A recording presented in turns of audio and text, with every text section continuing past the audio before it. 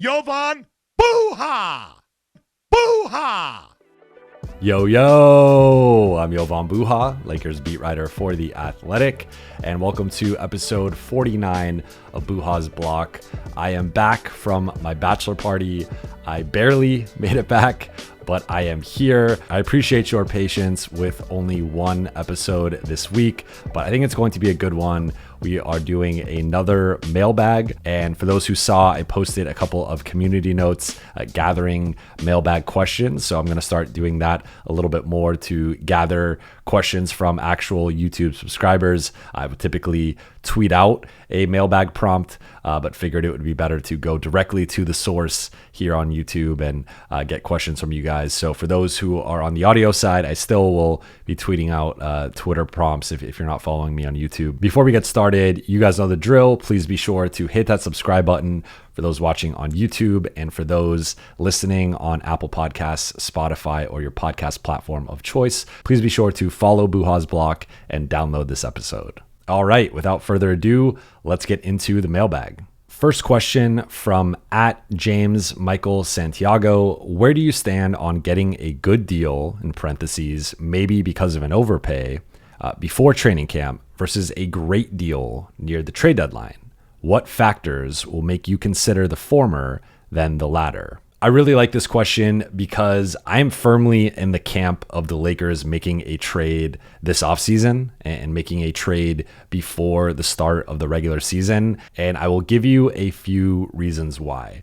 One, I don't think there is some mega overhaul deal waiting for them at the February 2025 trade deadline. Because if you go back and look at the 2023 trade deadline, when the Lakers overhauled their roster with the Russell Westbrook trades, they did the Kendrick Nunn-Rui trade, they had the Thomas Bryant trade. You go back and look at the players that they sent out: Russell Westbrook, Patrick Beverley, Kendrick Nunn, Thomas Bryant.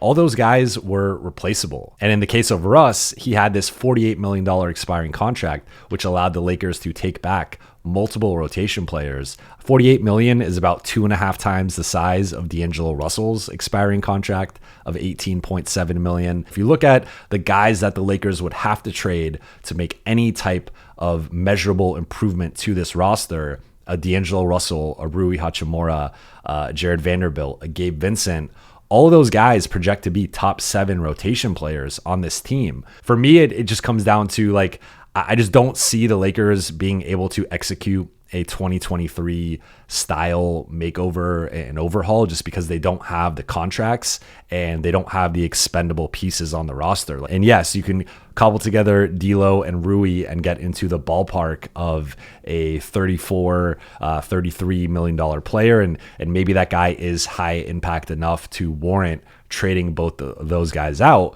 but it's a short list of guys in that range that could be available, that would be worth giving those guys up, and then in addition, at least one first, if not a couple. So I just don't see that type of seismic trade possible in terms of, like, yes, the Lakers can trade all those guys in terms of like the mid-sized guys of Rui and Vando and Gabe and D'Lo. Like, they can trade them and remake the roster, but the key to that 2023 trade deadline was they had some bad players that were on tradable contracts. I just think if you're entering the season hoping that there's going to be some Hail Mary trade at the deadline, like, the one guy I could see his value increasing is D'Angelo Russell. If he has a start to the season similar to the end of his 2023-24 regular season, and then he'll also be an expiring contract with 30 or so games left around the trade deadline, like, that's the one guy whose value should increase. Reason number 2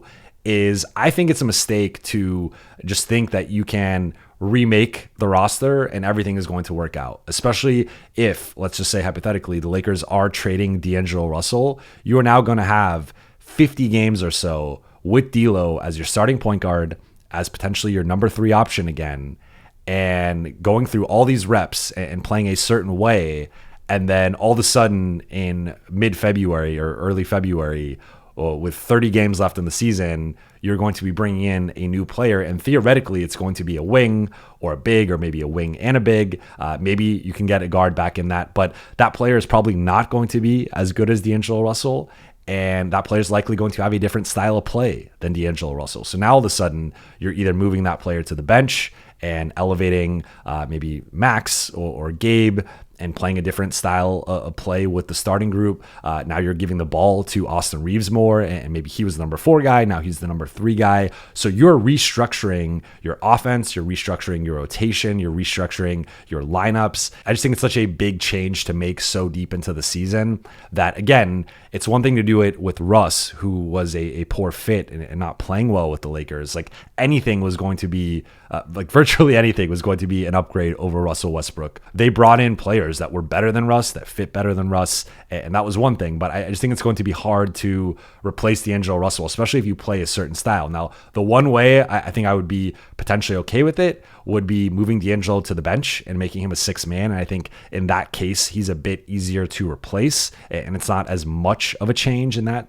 scenario. But I don't see the Lakers doing that as of right now. So, like, barring that, I think if you're going to trade D'Lo, it's better to trade him before the season. If you're going to trade Rui, it's better to trade him before the season. Like, build the team that you want for next season now, go into the season with that team, and then come the trade deadline. If you need to make another move, you can try and do that depending on what you've done with your draft picks. I just think the Lakers need to stop looking at, well, let's just wait till the deadline and then see what's available and hope something out there is better. It should be build the roster now. And then if you need to make adjustments on the fly or closer to the trade deadline, then you make those adjustments. But I don't think this like half-baked roster, just like that strategy to me is not sound. And then the third reason for me is leverage. And it just comes down to the Lakers don't have a lot of leverage. They are in a win now situation.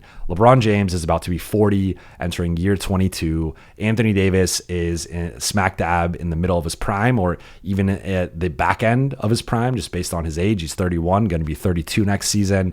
He's coming off one of the best seasons of his career, one of the healthiest seasons of his career. He's looked like a monster with Team USA.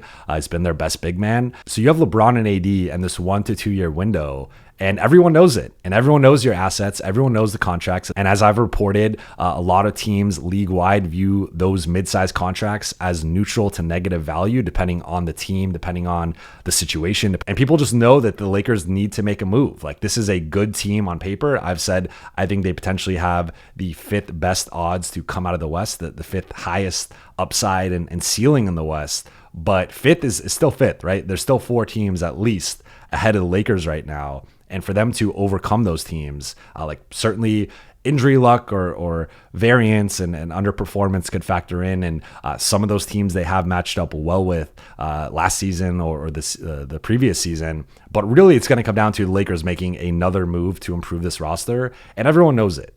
So while I understand like potentially waiting, you could regain some leverage closer to the trade deadline. But I also think there's a chance that Portland just look like, for example, Portland, who the Lakers have been talking about with Jeremy Grant, just looks at it as, we want 2 firsts for Jeremy Grant, and come trade deadline, like, we're still going to ask that for you. I'm not saying trade 2 first-round picks for Jeremy Grant. I do think that is an overpay, but I believe in being aggressive with these first-round picks. I think that the Lakers can't really build a contender in the present and also retain their assets long-term. I think you got to pick between one or the other. They have publicly tried to lean toward saying they want to be a contender and say they believe in this LeBron AD core, but they have obviously not acted that way in terms of moves. They're one of only 3 teams, along with Boston and Cleveland, to not make a free agent signing or a trade this offseason. Like, the Lakers have just not made any moves, and that seems to be a team that is more so looking toward the future rather than the present. So again, to quickly recap, I don't see a seismic makeover at the level of 2023 being available for the Lakers, just because of their lack of giant outgoing salary and their lack of expendable rotation players. 2, I think it's better to build the roster you want now and then make adjustments later, rather than having a half-baked roster construction for half the season and then shuffling it in January or February. And then 3, I think teams know the Lakers don't have leverage, and that's just not going to change. Again, the Lakers can make incremental improvements in terms of their bargaining positioning and their leveraging, but like, everyone knows that the Lakers need to make a move at some point, and whether it's now or closer to the trade deadline, I think they're still going to come up with against the same hurdles in terms of teams asking for at least one first, if not a couple, in basically any trade that they make with any of those mid-sized guys. So I think Lakers, in my opinion, would be better served making a deal now, or at least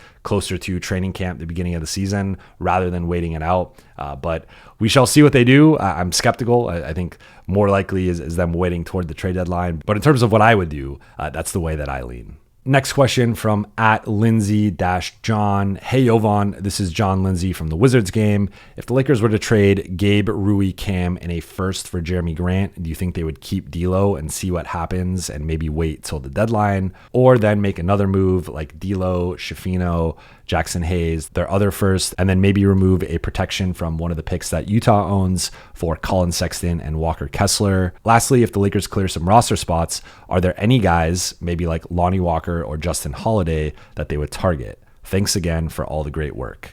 I appreciate the question, John, and I do remember you from the Wizards game. I will say I've been stopped multiple times at games on the road and at home by you guys who subscribe to the channel and tell me that you are fans of my work, and I'm humbled every time. I really appreciate it. So if you ever see me in person, please be sure to stop me, introduce yourself, and I will gladly chop it up with you, maybe tell you some stuff I cannot say on this podcast or publicly, and take a picture or follow you or do whatever. So I've really been humbled by the people that have come up to me over the last few months directly because of this YouTube channel and my podcast and everything. So I really appreciate it. So to answer your question, John, I think if the Lakers do make the Jeremy Grant trade, I think it is potentially worth keeping D'Angelo Russell into closer to the trade deadline and just seeing what that looks like. Now, in that scenario, you have made a move. You have gone for it with Rui and Gabe for Jeremy Grant.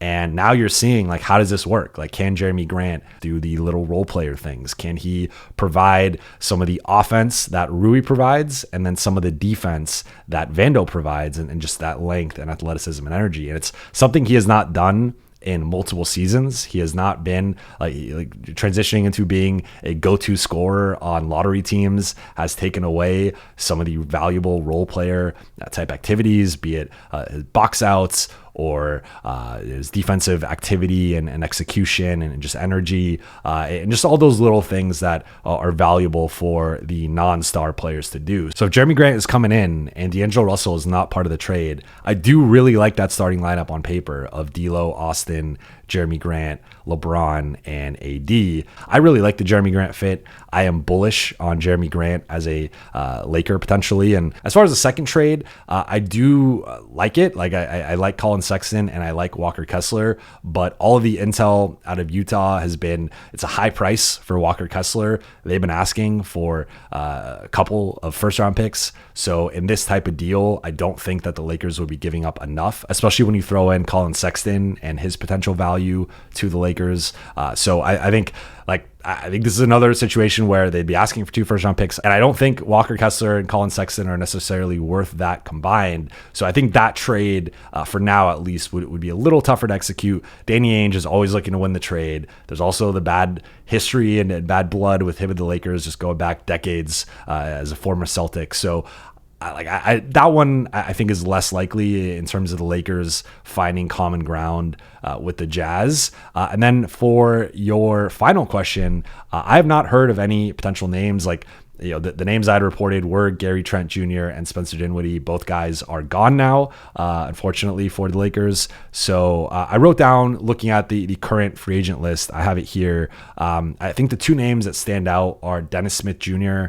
and Justin Holiday. And again, these are not sexy names. It's been over a month in free agency. All the top free agents have signed for the most part. But looking at those 2 guys, Dennis Smith Jr. Has a certain level, like he's rated really well defensively in various defensive metrics. Last year, I thought he had some good, or last couple seasons rather. I thought last year, though, he did have some good defensive moments against the Lakers. And I think his ability to be a ball hawk and just be an athletic, defensive-minded guard could be valuable, especially if the Lakers end up moving on from Gabe Vincent, and let's say it is Gabe Vincent and Rui Hachimura for Jeremy Grant, like now all of a sudden you might need a more defensive-minded point of attack guy. And Justin Holiday is another one where he had some moments with Denver last year as a bench 3-and-D wing.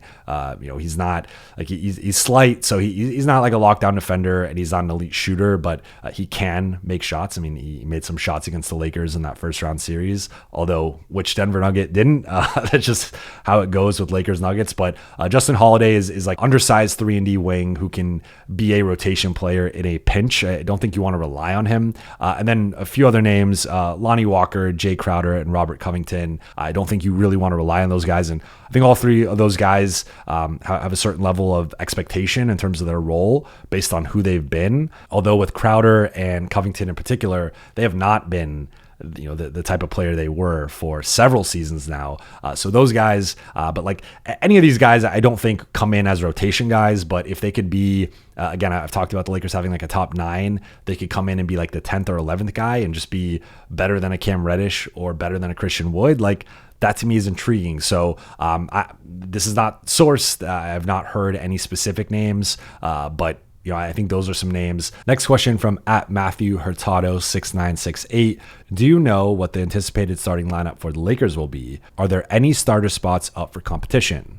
So I recently did a depth chart projection episode. I will link to it. I've never done one of these. I will link to it somewhere here. Put the video in. But aside from that, I also recently just wrote for The Athletic about it. So if you subscribe to The Athletic, you can go check that out. But basically, the Lakers have 4 cemented starting spots from my understanding. And it's Anthony Davis, LeBron James, Austin Reeves, and D'Angelo Russell. That 5th spot comes down to Rui Hachimura versus Jared Vanderbilt. And it is a matter of preference, really. I think you can make a case for either player. I think both guys have strong arguments in their favor. With Rui, it is quintupling down on the offensive firepower of the rest of the group. And again, I keep beating this drum, but last year they had a game against New Orleans where all 5 players scored 20 or more points.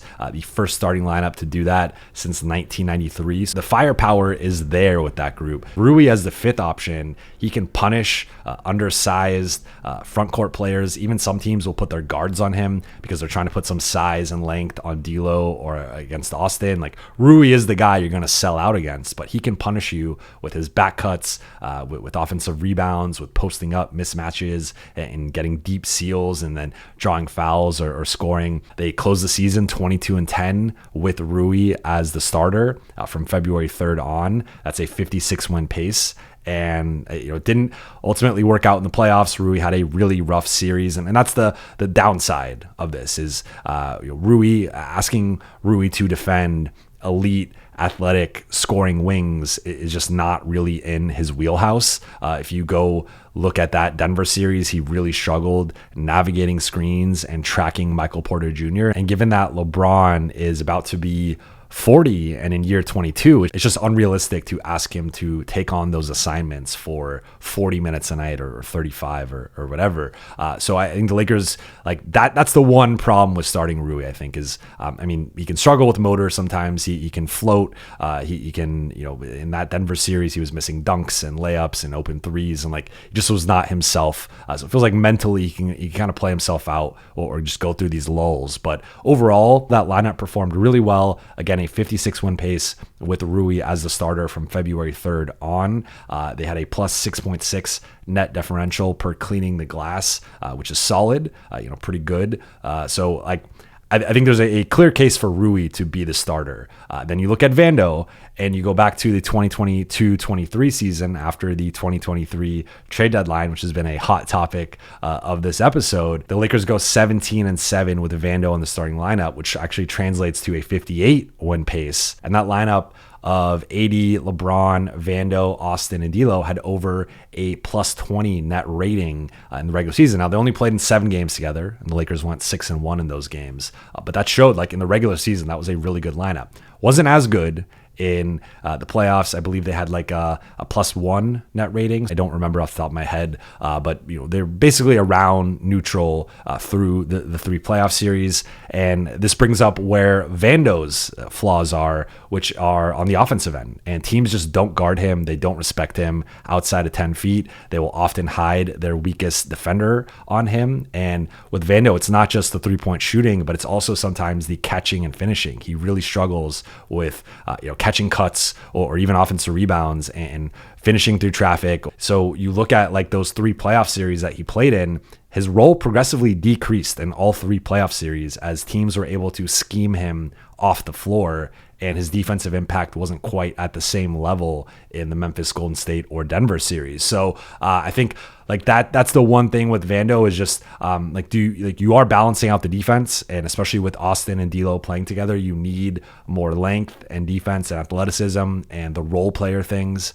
that Jared Vanderbilt is capable of. But the problem is you are putting a somewhat of a ceiling on your offense. It's really like an offense defense calculus. With Rui, we're just going to outscore people with these 5 players, and you're going to really struggle to match up with this front court. You don't have 3 bigs or forwards that can match up with Rui, LeBron, and AD, and you don't have there's no hiding spot against that lineup. But defensively, you are asking for Austin and Rui to take on these primary assignments. It's a tough ask for those 2 guys.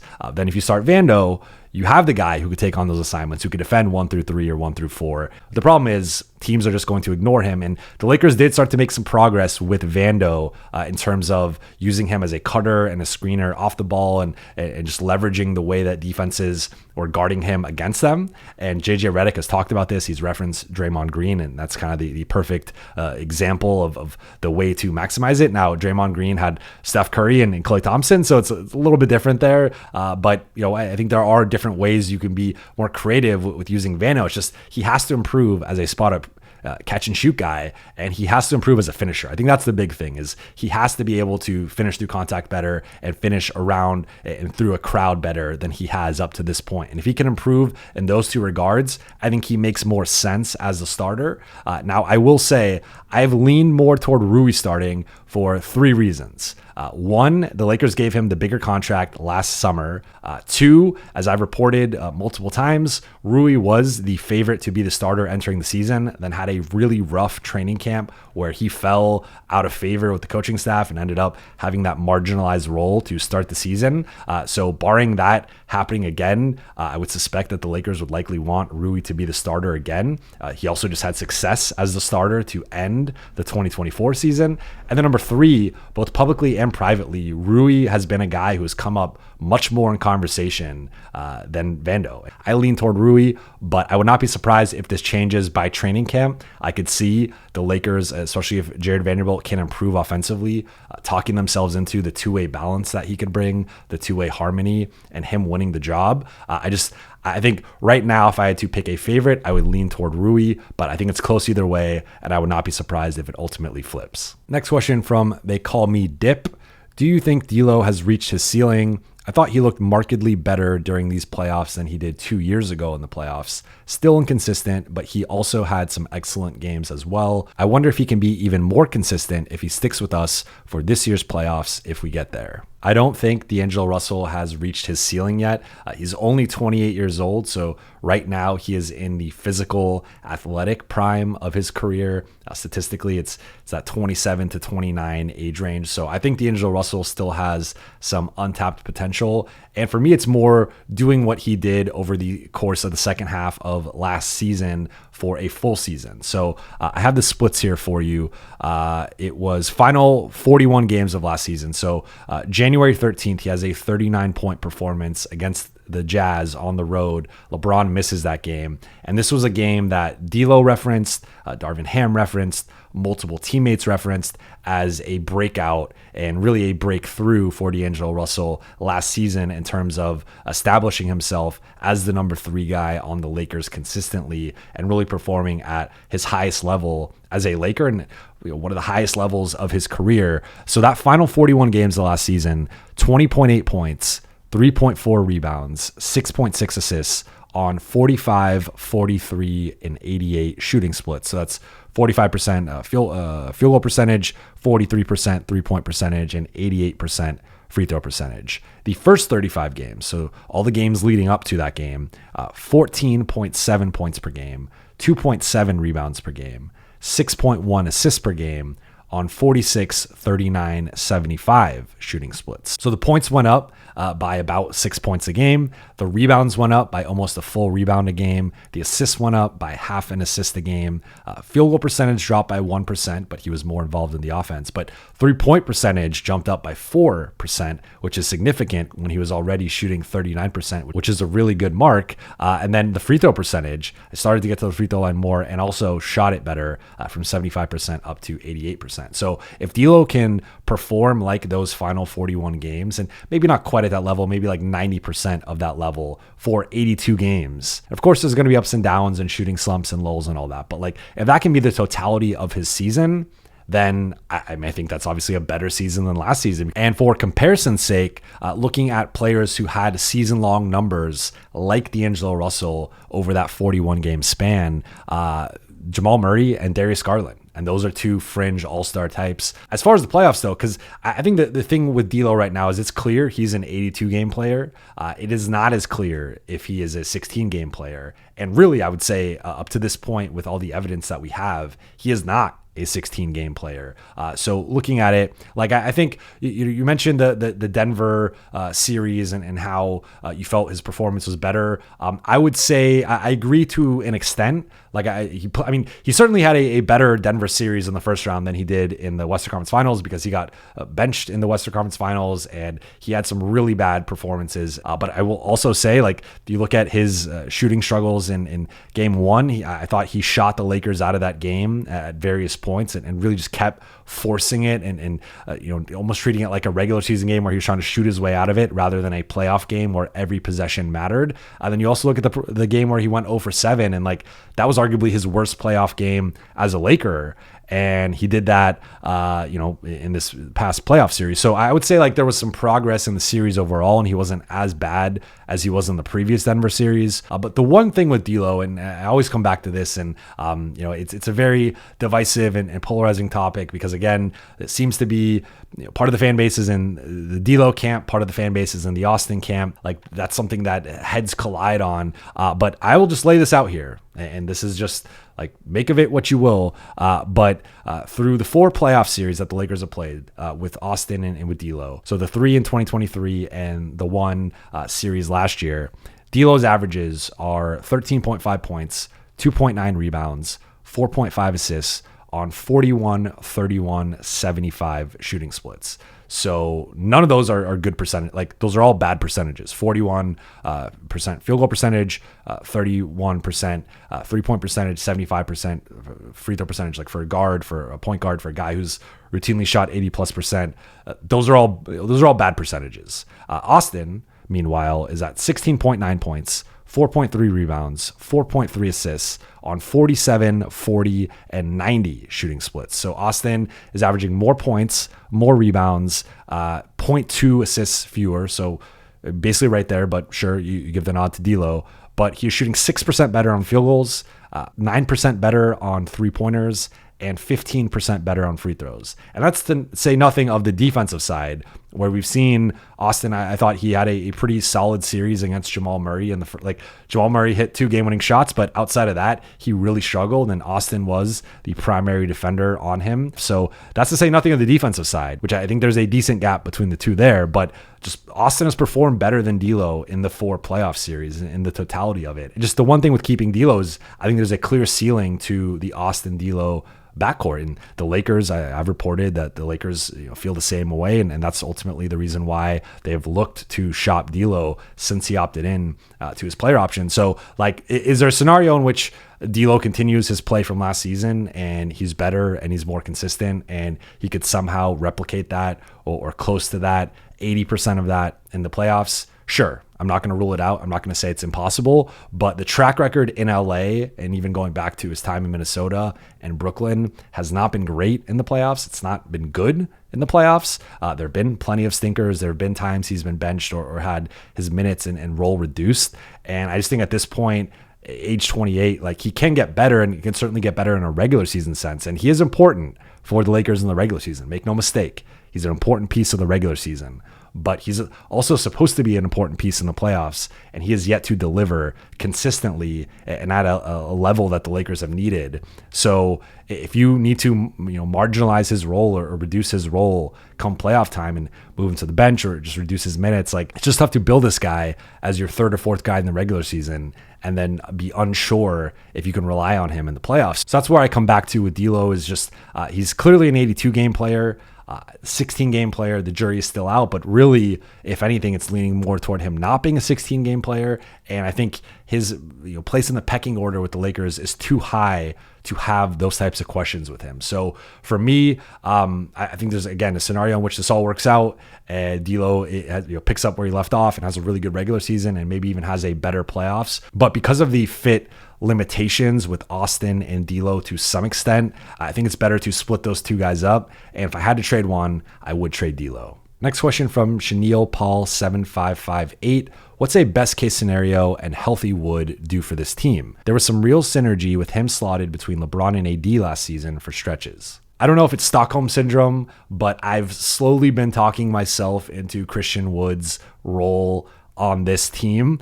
I've never been a big Christian Wood guy. I was against the signing last season. I wanted the Lakers to sign Bismack Biyombo. So that was a miss on my part to an extent. And I try to own my misses. Like when I'm wrong, I'm wrong. And Christian Wood was better than Bismack Biyombo last season. So had the Lakers signed Bismack Biyombo, like I don't think that would have worked out. Although Christian Wood did get injured and missed the second half of the season and was not available for the playoffs. So like the Lakers ended up relying more on Jackson Hayes as the season progressed. For a minimum guy, he had some good moments. And I think in the Phoenix game and in some of the games in November and December that he had. But really from that point on, not a lot of memorable moments from January on. And he did get injured midway through February, but I thought Jackson Hayes surpassed him in the rotation. I thought Jackson Hayes' highs last season were higher than Christian Wood's highs.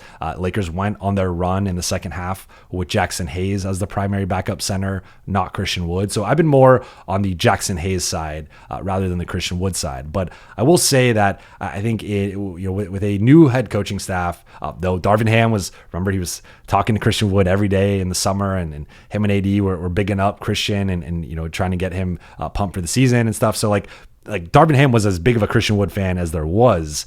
So I don't think JJ Redick is coming in with the same level of communication and fandom of Christian Wood. Like based on what we know about JJ Redick and his sensibilities, if anything, like I don't think he would be a big Christian Wood fan. But Christian Wood's shooting to me is the one thing here where entering last season, he was a 38% career three-point shooter, but he shot just 31% with the Lakers. And if that can regress to, in a positive sense, closer to 35, 36, 37%, that is just a valuable asset off the bench in terms of having a stretch five. And he rebounded the ball really well. He rebounded the ball in line with previous seasons. Christian seems to be a rhythm scorer, a rhythm player. And when he's not in rhythm offensively, it can affect the other parts of his game. That said, we never saw that offensive rhythm from him, and maybe that's something the Lakers can unlock. But you hit on something with the LeBron, AD, Christian front court that I have the numbers here. So Laker lineups with those three together, that front court were plus 23.7 points per 100 possessions per cleaning the glass. And if you break it down by combination, it was clear that Christian was better with LeBron than he was with AD. So Christian and AD together were plus 1.5. If you take out LeBron from all those lineups, that drops to a minus 7.8 points per 100 possessions. Now Christian and LeBron, though, were plus 12.1 points per 100 possessions together. If you take out AD, that drops to plus 8 points per 100 possessions, but that's still really good. So Christian and LeBron, if you give LeBron a stretch big, a pick and pop threat, that opens up driving lanes and that opens up a lot offensively. Although the Lakers actually performed better with Christian defensively than offensively. I thought that was interesting. With Christian in particular, if you look at the lineups he succeeded in, it often featured at least two of AD, LeBron, Rui, and Vando, if not three of those. What's clear to me is like, if you can play Christian, like Christian should not be the lone big on the floor, and you need to support him with size for the rebounding and for the defense and the rim protection. And like, so I like Christian. I like the front court of Christian, LeBron, and AD. I don't think I would start it, but I think there would be certain matchups where I'd want to see more of that. But if you can put Christian next to AD or Christian next to Jackson and then add in a Vando or a Rui or a LeBron as that third front court guy to really give yourself some size and really to prop up some of his weaknesses, I like those lineups. And I think those lineups can work next season. I still think the Lakers need another defensive-minded big, and I still think between Christian and Jackson, I lean Jackson as the better player and the better backup. But Christian, I'm starting to, like, some of the lineups last year really worked with LeBron and AD and some of those combinations. And I think the Lakers, if they can take the positive from those and give him some bigger lineups and just play bigger in general, that's a step in the right direction, especially if he can regain his shooting touch. Next question from Priyanshu Sahu 6208. I hope I didn't butcher that. What will be possible ideal scenario and trades for Lakers to be a top contending team in the NBA? To be honest, I don't see any realistic trade that makes the Lakers the top contending team in the NBA. I still think that Boston is going to be the favorite next season. I think Oklahoma City is going to be the favorite in the West. And I still think Denver, if Christian Brown could pop or some of their young guys, they still have Jokic and Murray. They still have Gordon and MPJ. They still have a championship winning coaching staff. And then Minnesota is young and on the rise. New York added Mikal Bridges and kept basically the rest of their primary core. Philly added Paul George.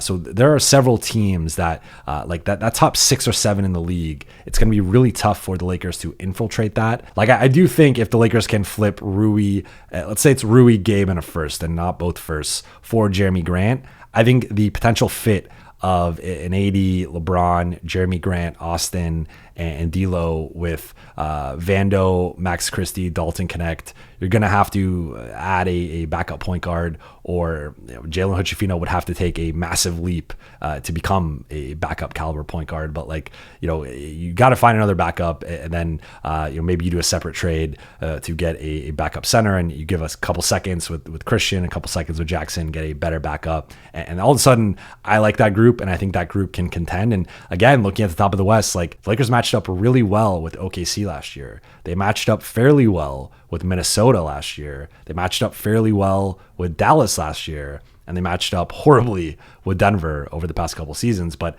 Denver's weaker. I think the Lakers can be right in that conversation with the right move. I don't see a move that makes them a favorite. They would have to basically add, replace D'Angelo Russell with Steph Curry, right? Like, sure, that'll make them the favorite. Bring in, had they brought in, Rui, flip Rui for Mikal Bridges, like maybe they're in the conversation for favorite or favorite in the West or whatever. But I think there are moves that could elevate them into being one of the top few teams in the West. But I don't see there being a trade that puts them ahead of Boston or Oklahoma City and potentially even Denver, Minnesota, Philly, New York. Like, I think those teams, if healthy, are going to still be at a higher level than the Lakers. Next question from your boy Rich.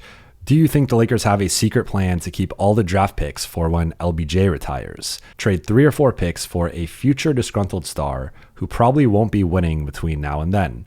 Maybe Giannis, Booker, Bam, or someone else unexpectedly. If there is a secret master plan for the Lakers, I am not aware of it. It would behoove them to keep that a secret, obviously, and not have that get out. I don't think LeBron and AD would be particularly happy with the team essentially punting on their final season or 2 or even 3 together to look toward the future to find that next disgruntled star. It's certainly possible, and I think we'll ultimately see, like, do the Lakers make a move or do they not? And if they did, then obviously they are willing to put draft capital on the table. They're willing to go for it, and they believe to some extent in this LeBron AD core. If they don't, then I think that's more of a sign of them looking toward the future, looking toward development, prioritizing keeping those picks, and maybe trying to be competitive with LeBron and AD and giving LeBron a nice swan song and a nice victory lap, and the retirement tour, but not actually giving him a championship level roster. Because again, I think this is a good roster, but it's not a championship level roster as currently constructed. So the Lakers are going to need to make a trade, and they're almost certainly going to have to give at least one,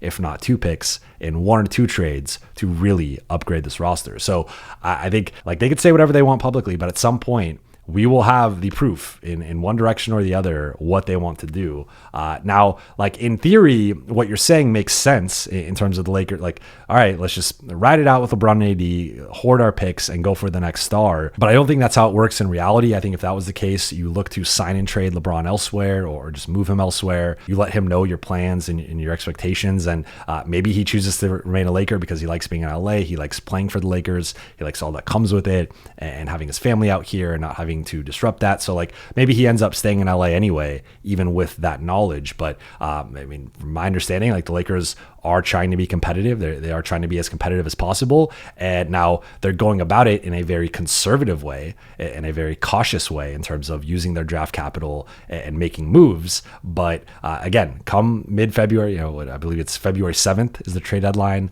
Come February 7th, if the Lakers have not made any moves, any trades, even like the back end of the roster, consolidating and bringing in some better vet minimum guys in case of injuries or whatever, or as insurance, that will, in my opinion, be a sign that the Lakers are looking more toward the future than the present, and that they are not serious about contending this season. Next question from @JoeyLucko2490. Ainge says Lakers future picks are the most valuable trade chip. Think he would give us the 2025 Cleveland and Minnesota picks plus Kessler to get our unprotected 2029 and 2031. Gives him high upside, gives us win now assets. I like this trade from the Lakers perspective because you are retaining a couple of first round picks. I don't think that Utah would do this. They have been asking for 2 first round picks for Walker Kessler. And in this trade, they're technically getting 2 first round picks, but they're also losing 2 first round picks in addition to Walker Kessler. So I think Utah likely rejects this deal. I think the Lakers would consider it. Considering that you are still retaining 2 first round picks. It's not ideal to have 2 late first round picks in the same draft. The Lakers have drafted well in the 20s and even in the 30s in recent drafts going back over like the last decade. So I'm sure they could find some rotation caliber guys with picks like, let's say 21 for Cleveland and like 27 for Minnesota. But it's not ideal to have that in the same draft necessarily. So like, I think if they could get maybe a different pick from a different year, that would probably be better for them. But of course, getting back a couple firsts for, albeit not as valuable firsts for the 2 that you're sending out, like that makes sense from the Lakers side. I just think for Utah, they'd probably want to net at least 1 first, if not both. So maybe they'd be willing to trade one of these, but not both. And I think if you're the Lakers, you'd rather get the Cleveland first than the Minnesota first. I like the framework in theory, and I think you're onto something here potentially. But I think this specific trade, I think Utah would veto. And that'll do it for today's mailbag. I hope you enjoyed it. And as a reminder for those watching on YouTube, if you want me to answer a future mailbag question, either respond to one of my prompts in the community section or drop a comment on one of these mailbag videos, and I will circle back and comb through them and try to get to them in my next mailbag. Or for those who are listening on Apple Podcasts or Spotify, you could respond to a Twitter prompt if you follow me on Twitter. But I appreciate you guys tuning back in after a week or so away. It was a much needed vacation and break for me. I will be getting married in early September, so I will be taking a few weeks off then. But for the next few weeks, the plan is at least 1 episode a week, if not a couple, if I can swing it, and I will do my best to swing it. Also plan on doing a couple more lives before then, so be on the lookout for that. But as always, thank you so much for watching and listening. For those on YouTube, please be sure to hit that subscribe button, turn on notifications for my channel, and drop a comment and like this video if you enjoyed it. And for those on Apple Podcasts, Spotify, and your podcast platform of choice, please be sure to follow, download, and leave a 5-star review. I'll be back next week. I will talk to you soon.